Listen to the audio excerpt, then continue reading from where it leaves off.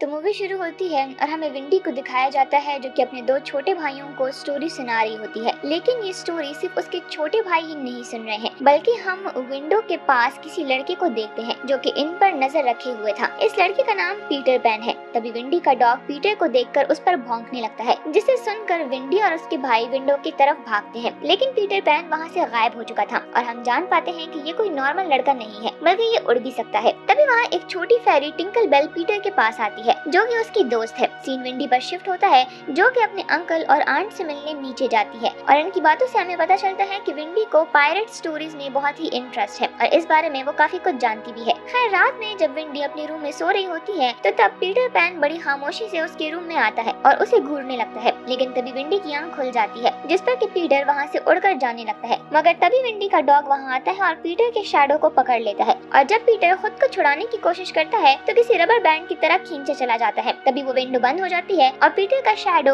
उस रूम में ही रह जाता है जो कि वहाँ पर छुपने की कोशिश करता है, जबकि पीटर वहाँ से भाग जाता है। खैर अब हमें अगली सुबह का सीन दिखाया जाता है जहाँ पर विंडी स्कूल में होती है और वो अपनी नोटबुक पर रात होने वाले इंसिडेंट की इमेज ड्रॉ कर रही होती है, मगर उसे ऐसा लग रहा था कि ये बस उसका एक सपना ही है। रात में फिर से पीटर अपने शैडो लेने के लिए विंडी के रूम में आता है। टिंकल भी उसके साथ ही होती है जो कि उसका शैडो ढूंढने में उसकी मदद करती है और उन्हें वो एक ड्रॉअर में मिल जाता है। लेकिन पीटर उसे अपने साथ जोड़ नहीं पा रहा था। बहुत कोशिश करने के बाद भी जब वो कामयाब नहीं होता तो वो बैठकर रोने लगता है, जिससे कि विंडी की नींद खुल जाती है। वो पीटर को रोता हुआ देखकर इसका रीजन पूछती है, जिसमें कि पीटर डर कर उठ जाता है और उड़ने लगता है। ये देखकर विंडी बहुत ही हैरान होती है। फिर वो पीटर से पूछती है कि तुम मेरा सपना नहीं थे, तुम सच में हो। वो पीटर से उसके रोने की वजह पूछती है, जिस पर कि वो अपनी शैडो के बारे में उसे बताता है। ये सुनकर विंडी को एक आइडिया आता है और वो उस शैडो को उसके पाँव से स्टिच कर देती है, जिससे कि पीटर बहुत ही खुश हो जाता है। अब विंडी को पीटर बहुत ही क्यूट लगता है, इसीलिए वो पीटर को किस करने का कहती है, मगर पीटर को लगता है कि शायद ये मुझसे कोई चीज मांग रही है, तो वो अपना हाथ आगे बढ़ाता है, जिस पर कि विंडी समझ जाती है कि इसे इन सब चीजों के बारे में नहीं पता। इसलिए वो उसे एक गोल्डन बटन देती है और पीटर उसे एक सीड देता है जिसे वो अपने गले में पहन लेती है। फिर विंडी पीटर से उसके बारे में पूछती है तो पीटर बताता है कि जब मैं अपने पेरेंट्स के साथ था तो एक दिन मैंने उन्हें बात करते हुए सुना कि कुछ सालों के बाद पीटर बड़ा हो जाएगा, लेकिन मैं बड़ा नहीं होना चाहता था। मैं हमेशा से ऐसा ही रहना चाहता था, इसीलिए मैं अपने घर से भाग गया और फिर मेरी एक दोस्त बनी, जिसके बाद वो विंडी को टिंकल से इंट्रोड्यूस करवाता है। लेकिन यहाँ हम देख सकते हैं कि टिंकल विंडी को पसंद नहीं करती क्योंकि वो पीटर के क्लोज आ रही थी और टिंकल को इस बात से जेलसी हो रही थी। टिंकल को देखकर विंडी कहने वाली होती है कि फेरीज रियल में नहीं होती, मगर उसके कहने से पहले ही पीटर उसके मुंह पर हाथ रख देता है और कहता है कि जब भी कोई ऐसा कहे तो फौरन ही एक परी की मौत हो जाती है। तभी विंडी पीटर के इतना करीब होने पर उसे किस करने की कोशिश करती है, लेकिन टिंकल आकर जोर से विंडी की बाल खींचने लगती है, जिस पर कि पीटर उसे दूर करके बेड पर फेंक देता है और विंडी से कहता है कि शायद ये तुमसे जेलस हो रही है क्योंकि ये मुझसे बहुत प्यार करती है। फिर पीटर विंडी को अपने साथ ले जाने लगता है, मगर विंडी कहती है कि मैं अपने भाइयों को भी साथ ले जाऊंगी। इसीलिए वो रूम में जाती है और उन्हें जगाती है, जिसके बाद पीटर को ना चाहते हुए भी उन्हें अपने साथ ले जाना पड़ता है। लेकिन जाहिर है कि पीटर के साथ जाने के लिए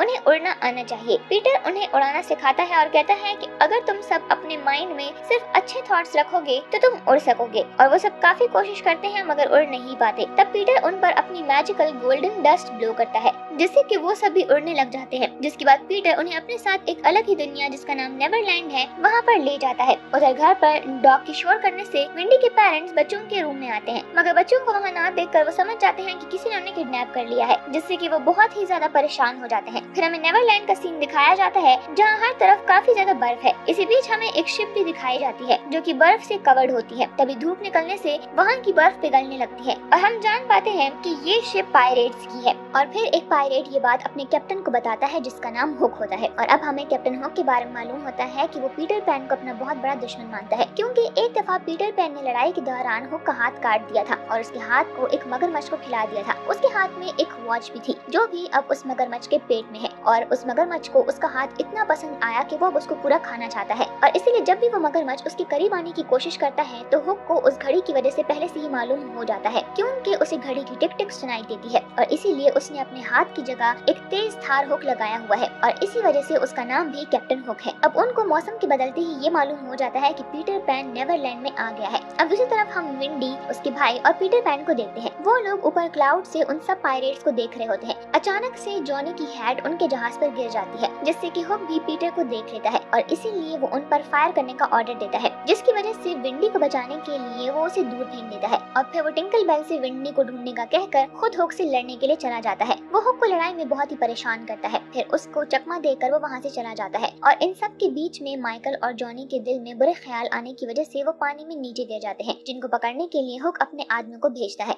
उधर विंडी जब आसमान में होती है तो कुछ बच्चे उसे देख रहे होते हैं। तब टिंकल बेल उनके पास जाती है और उनसे कहती है कि आसमान में वो चिड़िया है। असल में वो उससे जेलस थी और इसी जेलसी की वजह से वो उन बच्चों को ऐसा कहती है, जिस पर कि वो बच्चे उसे चिड़िया समझकर तीर से उस पर वार करते हैं और एक तीर विंडी को लगने की वजह से वो जख्मी हो जाती है और नीचे गिर जाती है। और इतने में पीटर भी वहाँ पर आ जाता है और ये सब देखकर वो बहुत ही गुस्सा हो जाता है। वो उन बच्चों से कहता है कि ये वही लड़की है जिसके बारे में मैं तुम्हें बताया करता था और जिसकी कहानी मैं तुम लोगों को सुनाया करता था। मैं इसे यहाँ पर लाया भी इसीलिए था ताकि तुम लोगों को कहानी सुना सके। जिसके बाद पीटर देखता है कि विंडी ठीक है, क्योंकि वो तीर उसके उस लॉकेट पर लगा था जो कि पीटर ने उसे दिया था। अब उसके होश में आते ही वो अपने भाइयों के बारे में पूछती है, तो उसे पीटर कहता है कि तुम परेशान मत हो, मैं उसे ढूंढ लूंगा। और फिर उसके बाद एक लड़का आता है और विंडी पर हमला करने का रीजन बताता है कि उसको मारने के लिए टिंकल बेल ने उन्हें बोला था, जिस पर कि पीटर टिंकल बेल से नाराज हो जाता है। इसके बाद विंडी और पीटर मरमेड्स के पास जाते हैं, जो कि उन्हें बताती है कि विंडी के भाइयों को हुक ने किडनैप किया है, जिनको के ब्लैक कासल में रखा गया है। और फिर ब्लैक कासल को दिखाया जाता है, जिसमें जॉनी और उसका भाई एक दूसरे लड़के के साथ बंधे होते हैं। तभी ही पीटर विंडी के साथ आ जाता है और उसको एक तलवार देकर चला जाता है। और फिर विंडी जोर से पीटर का नाम लेती है। हुक उसकी आवाज सुन लेता है और इसीलिए वो उसे देखने के लिए बाहर जाता है कि ये आवाज कहाँ से आ रही है। और इतने में पीटर अंदर आ जाता है। वहाँ पर कैप्टन के 2 गार्ड्स होते हैं। तब पीटर कैप्टन की आवाज निकालकर उन्हें कहता है कि इन बच्चों को छोड़ दो। तभी हुक वहाँ पर आ जाता है, क्योंकि उसे बाहर कोई भी नजर नहीं आया था। वो अंदर आता है और अपने बंदों से पूछता है कि बच्चे कहाँ पर हैं। तो वो लोग उसे बताते हैं कि आप ही ने तो हमें उसको छोड़ने के लिए कहा था। इसके बाद पीटर फिर से हुक की आवाज में उनसे बात करता है और वो उसे चिढ़ाता है। फिर उन दोनों में दोबारा से लड़ाई होती है, जिसमें कि इस बार हुक उस पर भारी पड़ता है और उसे मारने ही वाला होता है कि तभी वहाँ पर घड़ी की टिक टिक की आवाज आती है और वो समझ जाता है कि वो मगरमच्छ आ चुका है, जो कि हुक को खाने की कोशिश भी करता है। लेकिन हुक अपनी जान बचाकर वहाँ से भाग जाता है और इसका फायदा उठाकर पीटर, विंडी, माइकल और जॉनी बाहर चले जाते हैं। अब हम दूसरी तरफ टिंकल बेल को देखते हैं, जो कि अब हुक से मिल चुकी है और वो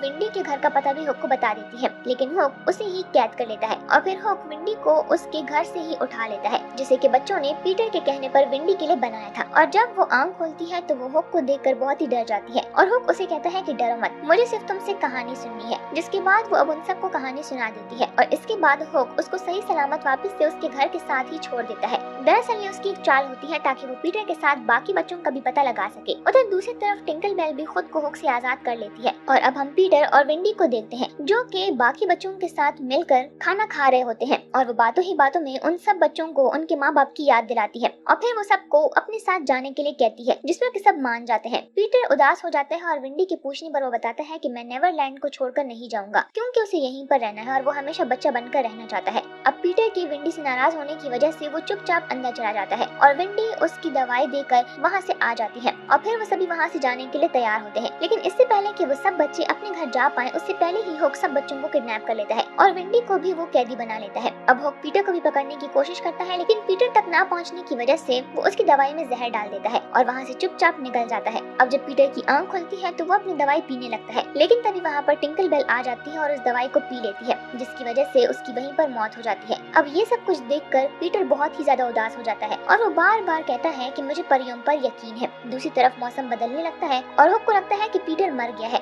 लेकिन तभी विंडी पीटर की बात दोहराने लगती है कि हम परियों पर यकीन रखते हैं और ये बात सुनकर बाकी सब भी इसी बात को दोहराते हैं, जिससे कि होता ये है कि टिंकल बेल दोबारा से जिंदा हो जाती है, जिस पर कि पीटर कहता है कि अब वो हुक से खुद ही लड़ेगा। इधर मौसम दोबारा से ठीक हो जाता है, जिससे कि हुक समझ जाता है कि पीटर अभी तक मरा नहीं है और वो विंडी से पीटर के उड़ पाने का राज पूछता है। तब विंडी उसे बताती है कि तुम्हारी हर अच्छी सोच तुम्हें उड़ने में मदद करेगी, जिस पर कि हुक कहता है कि वो तो मेरे अंदर आना बहुत ही मुश्किल है, तो मुझे कोई और रास्ता बताओ। तब विंडी का भाई डर की वजह से उसे परी की डस्ट के बारे में बता देता है, लेकिन तभी वहाँ पर वो मगरमच्छ आ जाता है। तब हुक कहता है कि माना कि पीटर के अंदर कोई भी बुरी बात नहीं, लेकिन अगर मैं तुम्हें मार दूं तो तुमसे प्यार करने की वजह से उसके जहन में बुरे ख्याल आ जाएंगे और इसी तरह उसकी पावर भी छीन जाएगी। इसीलिए आज वो मगरमच्छ मुझे नहीं बल्कि तुम्हें खाएगा। इसीलिए वो उसे जहाज से नीचे पानी में फेंक देता है और उसके नीचे गिरने की आवाज जब नहीं आती तो वो सब हैरान होते हैं। उन्हें लगता है कि शायद वो मगरमच्छ उसे वैसे ही निगल गया है, लेकिन रियलिटी में पीटर ने उसको पकड़ लिया था और इसके बाद वो अब बाकी बच्चों को भी बचा लेता है, जिसके बाद से लड़ाई शुरू होती है। वो दोनों लड़ रहे होते हैं कि तभी टिंकल बेल को देखकर वो हुक टिंकल बेल को पकड़ लेता है और उसकी गोल्डन डस्ट अपने ऊपर डाल देता है। इससे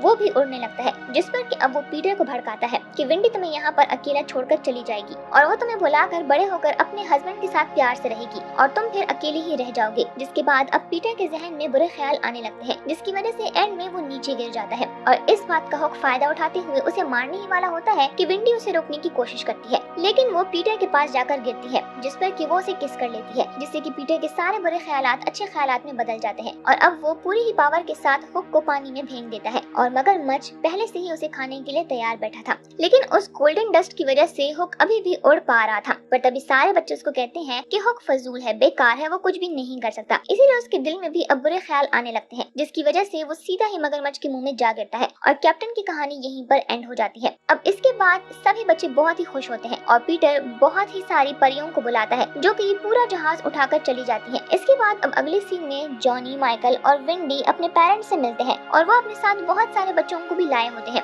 क्योंकि वो सारे के सारे बच्चे ऑर्फन थे और वो बच्चों को रखने के लिए अपने पेरेंट्स से कहती है, जिस पर कि उसके फादर पहले तो खर्चे की वजह से मना कर देते हैं, लेकिन फिर आखिर में मान जाते हैं और तभी उनमें से एक बच्चा पायरेट्स के जहाज में से लूटे हुए सोने और जवाहरात दिखाता है, जिसको देखकर सभी को बहुत खुशी होती है, जिससे कि विंडी के फादर को खर्चों वाली परेशानी भी खत्म हो जाती है और अब सभी बच्चे उनके साथ उनके घर में रहेंगे। अब आखिरी सीन में हम विंडी और पीटर को बात करते हुए देखते हैं, जिससे कि हमें ये मालूम होता है कि पीटर विंडी को बहुत ही पसंद करता है, लेकिन वो बड़ा होना नहीं चाहता, इसीलिए वो उसके साथ नहीं रह सकता और फिर वो कहता है कि मैं तुम्हारे मुंह से अपनी कहानी सुनने जरूर आऊंगा और फिर पीटर उससे दोबारा मिलने का वादा करके नेवरलैंड चला जाता है और इसी के साथ ही मूवी यहीं पर एंड हो जाती है।